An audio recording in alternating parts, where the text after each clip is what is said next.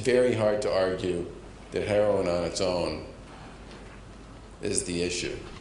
There's definitely a direct connect between pain medication and heroin that shows up in every single study I've seen. Governor Charlie Baker addressed a room of doctors from across the country during an international conference on opioids at Harvard Medical School, speaking specifically to the opioid addiction epidemic facing the state, while throwing support for Gloucester's radical approach to handling addicts, rehabilitation rather than handcuffs. I think the fact that the police chief up in Gloucester is trying something different is a good thing, and I'll be interested to see how it works.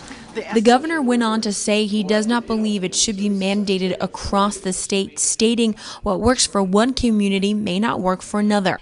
This is 1 week ahead of the release of a report from the governor's task force. Health and Human Services Secretary Mary Lou Setters would not specifically state what the report will recommend, but did say it was a three-pronged approach. Prevention and education would be the primary focus, while addressing addiction as a chronic disease and improving recovery processes would be important steps for the Commonwealth to take in combating the epidemic. But that this is a chronic medical condition and that we need to provide acute treatment, intermediate care, and longer-term recovery and supports. Data analyzed in the report also provided information on hotspots, or areas in which the epidemic is statistically higher and where resources can be targeted.